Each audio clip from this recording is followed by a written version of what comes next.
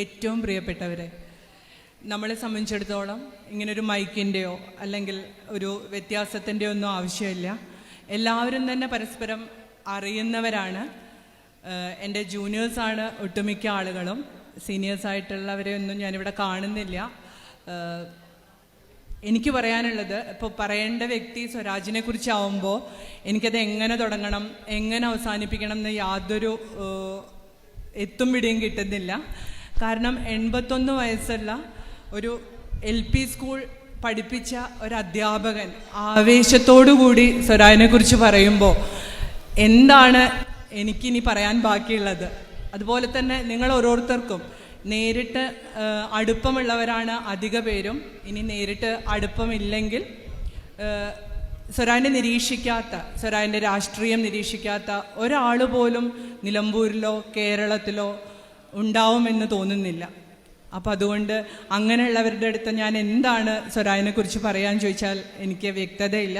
പക്ഷെ എനിക്ക് പറയാനുള്ളത്, ഇങ്ങനെ നിൽക്കേണ്ട ഒരവസ്ഥ എൻ്റെ ജീവിതത്തിൽ ഉണ്ടാകുമെന്ന് 31 വർഷങ്ങൾക്ക് മുൻപ് ഞാൻ മനസ്സിൽ ഉറപ്പിച്ചതാണ്. എൻ്റെ പ്രീ ഡിഗ്രി കാലഘട്ടത്തിൽ ഞാൻ KSUവിൻ്റെ ജോയിൻറ്റ് സെക്രട്ടറി ആയിട്ട് മത്സരിക്കുകയും വിജയിക്കുകയും ചെയ്തൊരു വ്യക്തിയാണ്. ഇന്നും എനിക്ക് സ്വരാജിൻ്റെ രാഷ്ട്രീയവുമായിട്ട് വ്യത്യസ്ത ചേരിയിലുള്ള ഒരു വ്യക്തി തന്നെയാണ് ഞാൻ. എന്നാലും സ്വരാജിന് വേണ്ടിയാവുമ്പോൾ വളരെ അഭിമാനത്തോടു കൂടി, വളരെ അന്തസ്സോടു കൂടിയാണ് ഞാൻ ഈ സ്ഥലത്ത് നിൽക്കുന്നത്. പക്ഷേ പറയേണ്ടത് എന്താണെന്ന് മാത്രമാണ് എനിക്കറിയാത്തത്. കാരണം എല്ലാ അർത്ഥത്തിലും, അതായത് ആ 31 വർഷങ്ങൾക്ക് പിറകിലേക്ക് പോവുകയാണെങ്കിൽ ഞാൻ എൻ്റെ രാഷ്ട്രീയ പ്രവർത്തനമൊക്കെ ആയിട്ട് നിൽക്കുന്ന സമയത്ത് എൻ്റെ കൂടെയുള്ള സിനി എന്ന് പറയുന്ന എൻ്റെ സുഹൃത്ത് പറയാണ്, അടുത്ത വർഷം, അതായത് ആ വർഷം പോലും അല്ല, അടുത്ത വർഷം നമുക്കൊരു വിദ്യാർത്ഥി വരാനുണ്ട്, പാലേമാട് സ്കൂളിൽ നിന്നാണ്. സിനിക്ക് പരിചയമുണ്ട്, സിനിയുടെ ജൂനിയർ ആയിരുന്നു. അപ്പോൾ നമ്മളുടെ രാഷ്ട്രീയം പോലും മാറ്റിമറിക്കാൻ കഴിവുള്ളൊരു പയ്യനാണ് വരുന്നത്. സിനിയും ഞാനും ഈ പറഞ്ഞ പോലെ വ്യത്യസ്ത രാഷ്ട്രീയ ചേരിതിരിവുള്ള ആളുകളായിരുന്നു. ഞങ്ങളുടെ കലാലയത്തിനൊരു പ്രത്യേകതയുണ്ട്, ഇന്നും അത് അങ്ങനെ തന്നെയാണെന്ന് തോന്നുന്നു. മറ്റ് കലാലയങ്ങളെ പോലെയല്ല, രാഷ്ട്രീയം കൊണ്ടോ മതം കൊണ്ടോ ഒന്നും ഒരു വ്യത്യാസവും ഇല്ലാതെ മത്സരിക്കുന്ന സമയത്ത് പോലും എനിക്ക് ധാരാളം SFI സുഹൃത്തുക്കൾ ഉണ്ടായിരുന്നു. അവരെല്ലാം എനിക്ക് വളരെ പ്രിയപ്പെട്ടവരായിരുന്നു. പക്ഷേ ഇലക്ഷൻ്റെ സമയം വരുമ്പോൾ ഞങ്ങളെല്ലാം തികച്ചും വിഭിന്നമായി പെരുമാറും. പക്ഷേ അതേസമയം വളരെ നല്ല രീതിയിൽ സൗഹൃദം കാത്തു സൂക്ഷിക്കുകയും ചെയ്തിരുന്നു. അപ്പം അങ്ങനെ സിനി എന്നോട് പറയാണ്, അടുത്ത വർഷം വരാനിരിക്കുന്ന ആ പയ്യൻ പ്രസംഗങ്ങളെ കൊണ്ട് ഒരുപക്ഷെ സിന്ധുവിൻ്റെ രാഷ്ട്രീയ കാഴ്ചപ്പാടിൽ പോലും മാറ്റമുണ്ടാവുമെന്ന്. അപ്പം ഞാൻ വിചാരിച്ചു, എങ്ങനെ, ഞാനൊരു കോൺഗ്രസ് കുടുംബത്തിൽ ജനിച്ച വ്യക്തിയാണ്, അങ്ങനെയൊന്നും ഉണ്ടാവാൻ പോണില്ല. അതൊരു ചെറിയ പയ്യൻ, എൻ്റെ 2 വർഷം ജൂനിയറാണ്, അതൊന്നും നടക്കാൻ പോണ കാര്യമല്ല. പക്ഷേ സത്യം പറയാലോ, ഞാൻ ഇന്നും അത്രയും വർഷങ്ങൾ ബാക്കിലേക്ക് പോകുന്നൊരു ആളായിട്ടാണ് ഇപ്പോൾ ഇവിടെ നിൽക്കുന്നത്. അതായത് ഒരു പ്രസംഗം കേൾക്കാൻ നമ്മൾ ആഗ്രഹിക്കുക എന്ന് പറയുന്നത്, അതും ഒരു ചെറിയ പയ്യൻ്റെ, ആ പയ്യൻ എത്താത്ത ഒരു ക്ലാസ് മുറി പോലും ഞങ്ങളുടെ കലാലയത്തിൽ ഉണ്ടായിരുന്നില്ല. ആ പ്രീ ഡിഗ്രി ഫസ്റ്റ് ഇയർ വരവ് തന്നെ അങ്ങനെയായിരുന്നു. എല്ലാ ക്ലാസ് മുറികളിലും കയറും. എന്തൊരു കരിസ്മാറ്റിക് ആണെന്നറിയോ, എന്തൊരു എനർജറ്റിക് ആണെന്നറിയോ. അങ്ങനെ ആ പ്രസംഗം കേൾക്കാൻ നിന്നതൊക്കെ ഞാൻ ഇപ്പോഴും വളരെ, എന്താ പറയുക, എനിക്ക് വീണ്ടും ആഗ്രഹമാണ് എപ്പോഴും. ഞാൻ ഇപ്പോൾ കോഴിക്കോടൊക്കെ സ്വരാജ് വരികയാണെങ്കിൽ ഞാൻ പോവാറുണ്ട് പ്രസംഗം കേൾക്കാനായിട്ട്. എനിക്ക് ആ പ്രസംഗം കേൾക്കാൻ ഭയങ്കര ഇഷ്ടമാണ്. ആകെ ഒരു വ്യത്യാസം എന്ന് പറയുന്നത് ശീലിച്ച രാഷ്ട്രീയത്തിൽ നിന്ന് മാറാനുള്ള ഒരു ബുദ്ധിമുട്ട് മാത്രമാണ്. ഇപ്പോൾ നിലമ്പൂരിൽ സ്വരാജ് മത്സരിക്കുമ്പോൾ വളരെ സന്തോഷത്തോടു കൂടിയാണ് ഞാനിങ്ങനെ നിൽക്കുന്നത്. അതായത് സ്വരാജിനെ കുറിച്ച് നിങ്ങളേവരെയും പോലെ തന്നെ ഇപ്പോൾ കുടുംബത്തിലായാലും കുട്ടികളോടായാലും ഒക്കെ എൻ്റെ ഓർമ്മകൾ പങ്കുവെക്കുമ്പോഴും അതുപോലെ സ്വരാജിനെ കുറിച്ച് സംസാരിക്കുമ്പോഴും ഒക്കെ ഒരു പ്രത്യേക അഭിമാനമാണ്. എനിക്ക് തോന്നുന്നു സ്വരാജിനെ പരിചയമുള്ള എല്ലാവർക്കും അത് അങ്ങനെ തന്നെയാണ് എന്നുള്ളത്. ഇപ്പോൾ ദിവാകരൻ മാഷ് യുറീക്കയുടെ കാര്യം പറയുന്ന ഇവിടെ കേട്ടു. സ്വരാജിന് യുറീക്ക വായിക്കാൻ കൊടുക്കാറുണ്ടായിരുന്നു എന്നും മറ്റും. ഈ ജൂൺ മാസത്തെ പരിസ്ഥിതി ദിന യുറീക്ക പതിപ്പിൽ സ്വരാജിൻ്റെ ഒരു ലേഖനമുണ്ട്, അരുണശോഭയോടെ അരുണിമ എന്ന് പറഞ്ഞിട്ട്. ഞാനത് വായിച്ചപ്പോൾ ആ 2ാം ക്ലാസ്സുകാരൻ അതിൽ നിന്ന് ഒരുപാട് മാഷ്ക്കും ആ മാറ്റം തോന്നുന്നുണ്ടാവില്ല. കാരണം മാഷ് അന്നേ ആ തിരിച്ചറിവിലെത്തിയ ഒരാളാണ്, ഇത്രയും കഴിവുള്ള ഒരാളാണെന്നുള്ള തിരിച്ചറിവിലെത്തിയ ആളാണ്. എന്ത് രസമായിട്ടാണ് ആ ലേഖനം എഴുതിയിരിക്കുന്നതെന്നറിയോ? ആ കൂട്ടുകാരെ എന്നുള്ള അഭിസംബോധനയോട് കൂടിയിട്ടുള്ള ആ ഒരു ഇത് വായിക്കുമ്പോൾ പണ്ട് യുറീക്ക വായിച്ചിരുന്ന അതേ, എനിക്ക് തോന്നുന്നു അതിലെ ബാക്കി ലേഖനങ്ങൾക്കൊന്നും ആ തനിമയില്ല. പക്ഷെ സ്വരാജിൻ്റെ ലേഖനം കൃത്യമായി എങ്ങനെയാണോ പണ്ട് കാലത്ത് നമ്മുടെ കാലങ്ങളിലൊക്കെ യുറീക്ക ഉണ്ടായിരുന്നത് അതേപോലെ ഒരു ലേഖനം. അപ്പം ഞാനിതെൻ്റെ മോളോട് വായിക്കാൻ പറഞ്ഞു. അപ്പം എൻ്റെ മോള് ചോദിക്കുകയാണ്, ഈ ചാനൽ ചർച്ചയിലൊക്കെ ഇരുന്ന് തീപ്പൊരി വാഗ്വാദങ്ങൾ നടത്തുന്ന, അതേപോലെ ഒരു മൈക്ക് കയ്യിൽ കിട്ടിയാൽ ആളുകളെ പിടിച്ചിരുത്താൻ മാത്രം ഇതൊക്കെയുള്ള സ്വരാജ് മാമയാണോ ഈ എഴുതിയിരിക്കുന്നത്? കാരണം എന്ത് രസമായി, നിങ്ങൾ ആരും അതൊന്ന് കിട്ടിയാൽ, ഇപ്പോൾ ഈ ജൂൺ മാസം ആയതുകൊണ്ട് കിട്ടാനൊരു ബുദ്ധിമുട്ടുണ്ടാവില്ല, ഒന്ന് വായിച്ചു നോക്കൂ. സ്വരാജ് അല്ലെങ്കിലും എനിക്ക് തോന്നുന്നു അങ്ങനെ ഒരു പ്രത്യേക കഴിവുണ്ട്.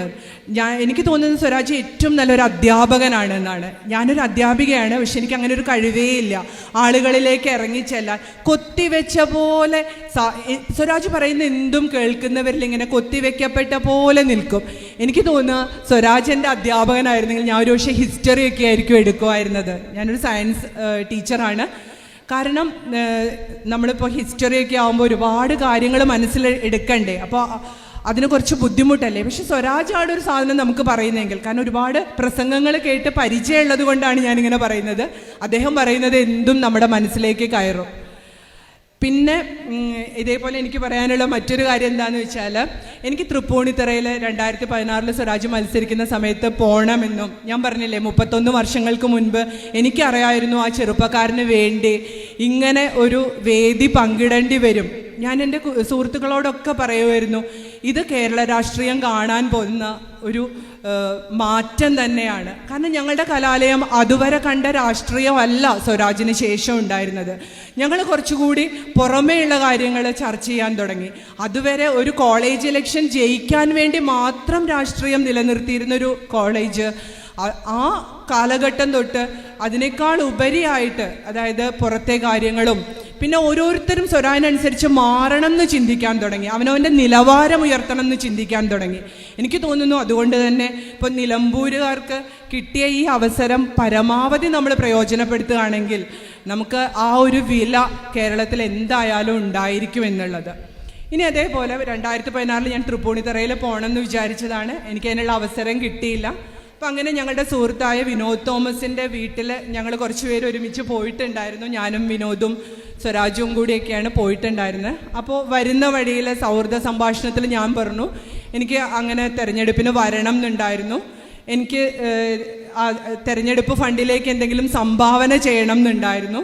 ഞാൻ സ്വരാജിന് മെസ്സേജ് അയച്ചിരുന്നു, സ്വരാജ് അതൊന്നും കണ്ടില്ല എന്നൊക്കെ പറഞ്ഞപ്പോൾ എന്നോട് പറഞ്ഞു, അങ്ങനെയാണെങ്കിൽ നീ ഒരു കാര്യം ചെയ്യേ, തെരഞ്ഞെടുപ്പൊക്കെ കഴിഞ്ഞല്ലോ, അത് പിന്നെ അതിൻ്റെ ആവശ്യങ്ങളൊന്നുമില്ല, അതൊക്കെ പാർട്ടി ചെയ്യുന്ന കാര്യങ്ങളാണ്. നീ ഒരു കാര്യം ചെയ്യേ, എൻ്റെ തൃപ്പൂണിത്തറയിൽ തങ്കമ്മ അവരുടെ പേരക്കുട്ടി, ഈ തങ്കമ്മയ്ക്കും പേരക്കുട്ടിക്കും വേണ്ടി ഞങ്ങളൊരു വീട് പണിയാൻ പോകുന്നുണ്ട്, നീ നിൻ്റെ സംഭാവന അതിലേക്ക് താ. അപ്പം ഞാൻ സത്യം പറഞ്ഞാൽ അത്ഭുതപ്പെട്ടു. അതായത് അതുവരെ എല്ലാ തമാശകളും പറഞ്ഞ് മുന്നത്തെ കാര്യങ്ങളും അപ്പത്തെ കാര്യം എല്ലാം പറഞ്ഞിരിക്കുന്ന ഒരു സാമാജികൻ പെട്ടെന്ന് സ്വന്തം മണ്ഡലത്തിനെ കുറിച്ച് എങ്ങനെയൊക്കെ അതിൻ്റെ സാധ്യതകളെ പ്രയോജനപ്പെടുത്താം, അവനവൻ്റെ ബന്ധങ്ങളെ എങ്ങനെ ഉപയോഗപ്പെടുത്താം എന്ന് ചിന്തിക്കുന്ന ഒരു സാമാജികനാണ് സ്വരാജ്. അപ്പോൾ എനിക്ക് തോന്നുന്നു അതേപോലെ തന്നെയാണ് നമുക്ക് കിട്ടുകയാണെങ്കിൽ നമ്മളുടെ നിലമ്പൂർ ഒരുപാട് മാറും. 10-30 വർഷമൊക്കെ ഉണ്ടായിട്ട് ഒരു കോളേജോ ഒരു വികസനവും ഇല്ലാത്ത ഈ നിലമ്പൂരിന് ഇനിയായിരിക്കും മാറ്റം വരാൻ പോകുന്നത്. അതിൽ നമുക്കെല്ലാവർക്കും പങ്കാളികളാവേണ്ടതുണ്ട്. സ്വരാജിന് വിജയാശംസ നേരുകയാണ്. പിന്നെ ഈ പറഞ്ഞ പോലെ ഞാൻ പറഞ്ഞില്ലേ, ഇപ്പോൾ ഇവിടെ നിൽക്കുന്ന ഞാൻ തികഞ്ഞ അഭിമാനത്തോടും അന്തസ്സോടും കൂടിയാണ് ഞാൻ എൻ്റെ വിദ്യാർത്ഥികളോട് സ്വരാജിനെ കുറിച്ച് പറയാറുണ്ട്.